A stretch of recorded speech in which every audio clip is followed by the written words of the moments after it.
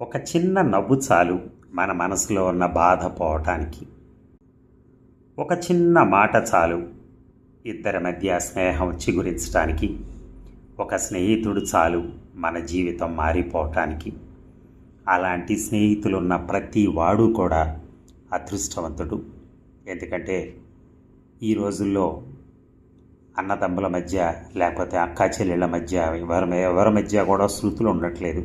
ఎందుకంటే ఆస్తి తగాదాలు ఎక్కడైనా అవే ఉన్నాయి.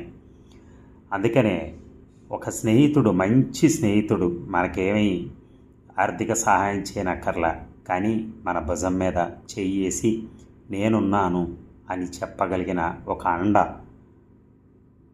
ఒక మాట్లాడుతూ మన మనస్సుని సేద తీర్చే ఒక అండ ఉంటే చాలు, మనం నెగ్గుకు రాగల శక్తి ఉంటుంది. అది లేని రోజే మనం నీరసం అయిపోతాం.